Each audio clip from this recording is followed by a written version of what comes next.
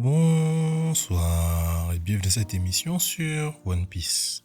Un manga que j'ai évité bien longtemps mais qui m'a pris près d'une année de lecture. J'évite d'en parler à cause de l'intensité du fanatisme autour. La vie est trop courte pour se prendre la tête pour ça. Et aussi de la flemme qui m'a fait annuler ma tier list des arcs. L'événement à ne pas rater dernièrement, et pour une fois je suis pas trop en retard, c'était la sortie de Stampede, le film pour célébrer les 20 ans de la série.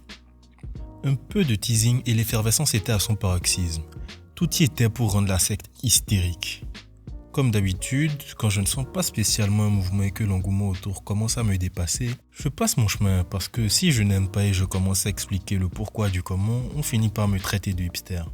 Mais par un concours de circonstances étranges, il n'y avait rien d'autre au ciné pour moi et je me sentais d'humeur à suivre un petit bail sans prise de tête, en gardant la tête froide malgré toutes les spéculations trop enjouées de certains.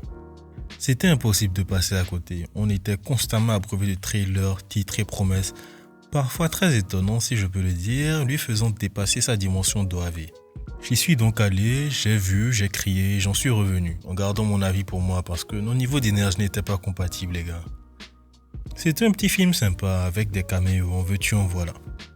J'ai apprécié le spectacle et j'en ai bien profité. La correction de Mihawk, le Genkidama de Luffy, la masterclass du Sogeking national.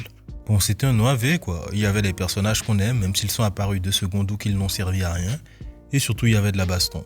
Même si quand on commence à parler armée aux robots géants, là, je suis très vite saoulé.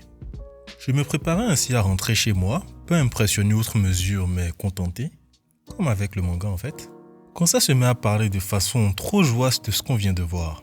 Curieux et pas pressé de retourner dans ma grotte, j'écoute la plèbe impressionnée par le génie de Oda et la révélation promise sur Raftel. Bon là c'est trop, je ne peux plus me retenir, je me vois dans l'obligation d'intervenir. C'était une Zumba classique digne de devenir canon ou qu'on dressera le palmarès du manga à sa conclusion. L'information inutile qui n'a aucun impact sur l'aventure et qui ne fait aucunement avancer le schmilblick, à moins que j'ai raté un épisode et là je suis prêt à ce qu'on m'explique. Oda, lui, a parlé de ce OAV comme d'un All-Star Movie qui me fait personnellement beaucoup penser au All-Star Game en NBA. On prend les joueurs préférés des fans et ils font à peu près la même chose qu'en saison régulière, sauf qu'on privilégie les gestes importants à la défense, le cœur du jeu. Le format est ce qu'il est avec ses avantages et ses défauts. Et quand on prend Shinjuku Private Eyes par exemple, le dernier film de City Hunter, vers qui je me suis tourné sans trop d'hésitation parce que Ryo Seba, c'est le sang de la veine. Le côté All-Star était tout aussi présent avec de très gros caméos, de lourdes scènes d'action et la bande son classique. Tu mets Footstep dans des rangs par exemple, moi je te le mets en point positif, c'est aussi simple que ça.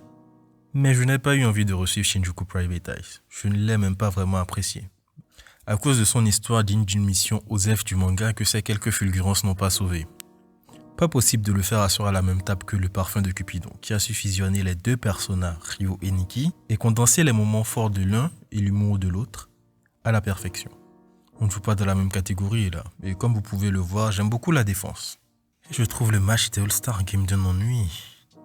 Là, je pourrais m'étendre sur le pourquoi du comment que Cowboy Bebop le film est une OAV finale de NBA plutôt que All-Star Game et que je préfère beaucoup ça, mais on s'écarte du shonen et ce n'est pas très juste. Après, est-ce que c'est juste de comparer quoi que ce soit à Cowboy Bebop? Bon, je crois que j'ai fini de partager ce que je marmonnais dans ma barbe avec vous. Les All-Star Games, c'est très bien, franchement, mais il n'y a pas de défense, quoi qu'on va vous faire croire. Oda disait la vérité depuis le début, Shinjuku Private Eyes, c'est pas mal, mais je préfère le parfum de Cupidon. Et pour finir, on est en 2020, il serait temps de grandir et de suivre Cowboy Bebop, les gars, l'anime ou le film.